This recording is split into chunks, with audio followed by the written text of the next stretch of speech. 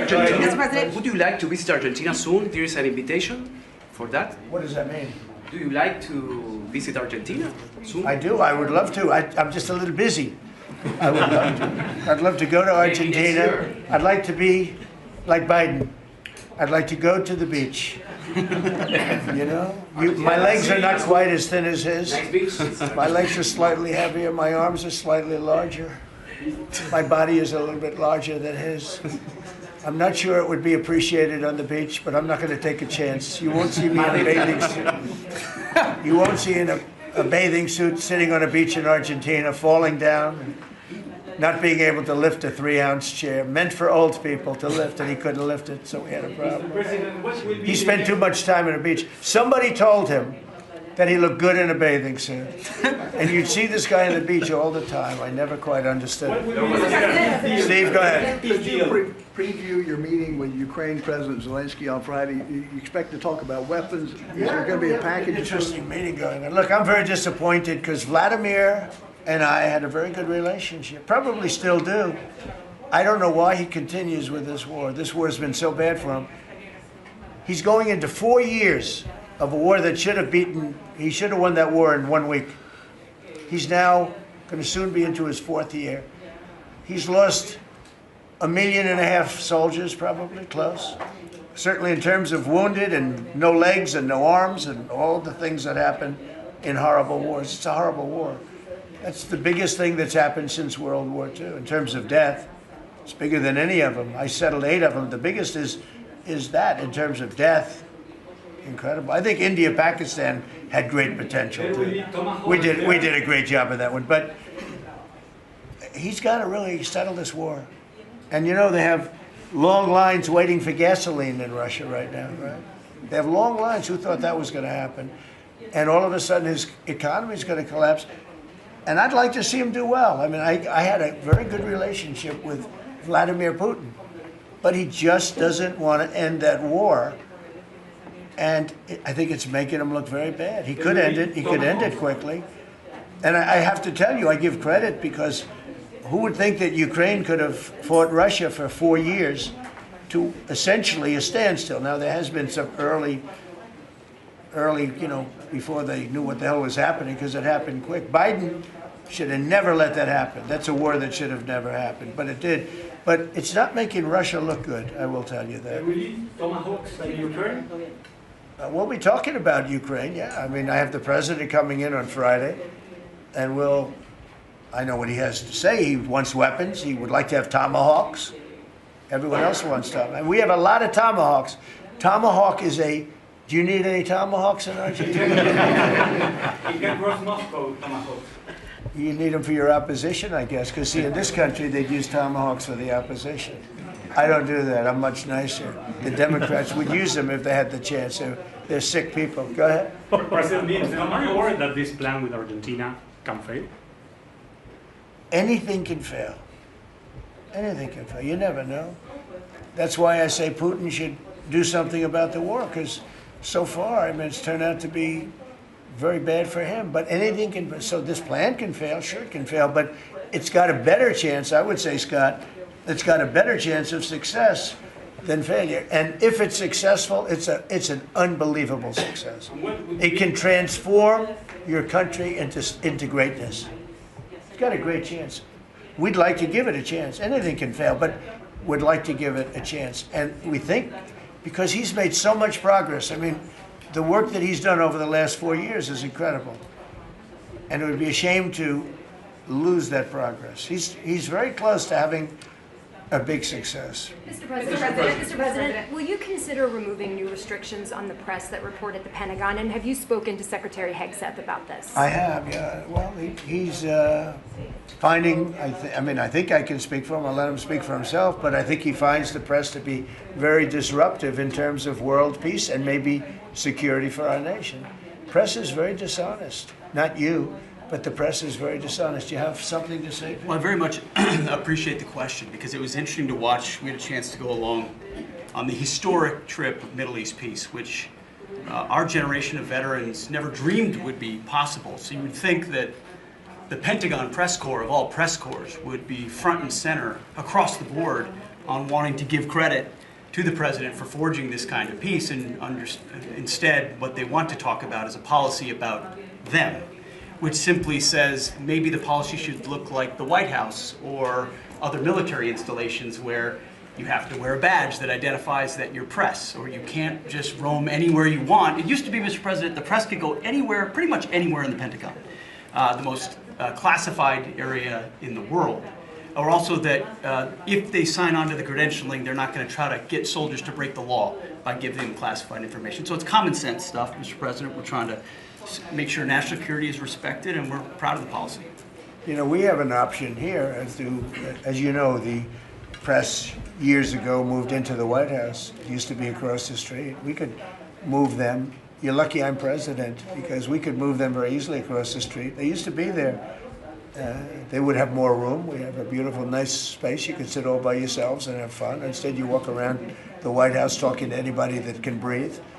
And you know, but I find that when it comes to war, and now our great Department of War, we have some great people over there. I think it's it bothers me to have soldiers and even, you know, high-ranking generals walking around with you guys on their sleeve, asking them, because they can make a mistake, and a mistake can be tragic. They can do it innocently too. They can, you know, and they're not press people. They don't really deal with the press, so they're not really necessarily good at it. Although I think it's mostly instinctual, one way or the other. You're either good at things or you're not.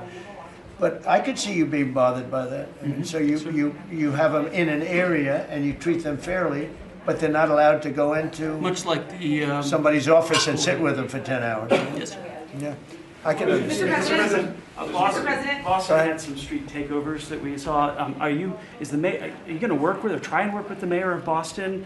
And then they have a World Cup. They have several World Cup games. I know Argentina knows about World Cups. They have several World Cup games. Could those games move to cities that do work with you? Like We could take them Washington, away. I love the people of Boston. I know the games are sold out. But your mayor is not good. They're worse than her. At least she's intelligent. You know, some are extremely low IQ. Those bother me more. She's intelligent, but she's radical left. And they're taking over parts of Boston. That's a pretty big statement, right? We could get them back in about 2 seconds. All she has to do is call us. We'll go in and take them back. But she's afraid to, because she thinks it's bad politically. She could take them back too. The Boston police are great. I mean, I know them. They love me. She'll never tell them to go after Trump, because they love me and I love them. And I got a tremendous police vote and military vote, you know, and fireman vote, all of them. No, I think she is hurting Boston. The answer is yes. If somebody is doing a bad job, and if I feel there's unsafe conditions, I would call Johnny, the head of FIFA, who's phenomenal, and I would say, let's move it to another location. And he would do that. He wouldn't love to do it, but he'd do it. Very easily he'd do it. And this is the right time to do it. If I thought Boston was doing something that was going to cause safety conditions for the World Cup, I could say the same thing for the Olympics, because we have events that are in different locations for the Olympics. It's based in LA. If I thought LA was not going to be prepared properly, I would move it to another location if I had to. On that one, I'd probably have to get a different kind of a permission, but we would do that. Gavin Newsom, he's got to get his act together, because had we not gone in at the beginning of my term, had we not gone in with a very strong, powerful force, they would have lost LA. Now, you already lost 25,000 houses to fires. You got a big scar right in the middle of the city, and that should have never happened, because they should have had the water flowing in from the Pacific Northwest. All they had to do is open up the valves. He didn't want to do it. And he didn't want to do it, he says for environmental reasons. I don't believe that, but for some reason he didn't want to do it. And lost 25,000. You had no water in the fire pumps. You had no water in the sprinkler systems in the ceilings. There were no houses. Normally the things would go in. You might not have lost 2 houses. So if he doesn't play ball, we're going to have to be very tough with him. He's done a bad job. Just to finish off on that, so when we went in, we did a phenomenal job. We went in with great force, and that was the end of it. We put it out. We extinguished that fire, which was agitation, and it was a very dangerous position to be in. And we went in and did a great job. But the chief, said we could have never done this without President Trump and without the federal government coming in. Okay, that was it. He said that. Now, 2 or 3 weeks later, he said, oh, we could have done it, but he knows he couldn't. The city was going to be taken over if I didn't go in. And you have to remember that. Los Angeles was going to be taken over. And we have it where the chief said it, I believe, numerous times, but that was as it was happening. That was a rough one. That was nasty. And if we saw a situation like that, yeah, we'd be forced to make a move.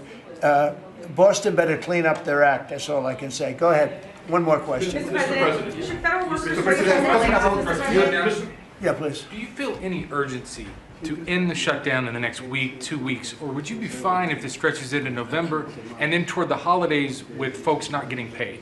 Well, you know, shutdown, we've had many, many shutdowns. And this is a shutdown that shouldn't have happened. A group of people brilliantly decided to make it after the election. I said, thank you very much. In other words, give it to Trump instead of Biden. So it shouldn't happen. And likewise, debt ceiling shouldn't have. But the big, great big, beautiful bill solved the debt ceiling problem for.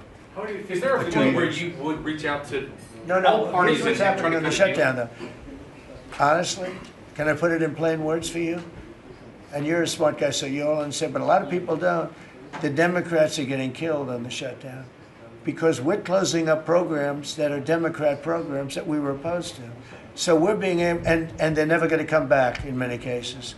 So we're being able to do things that we were unable to do before.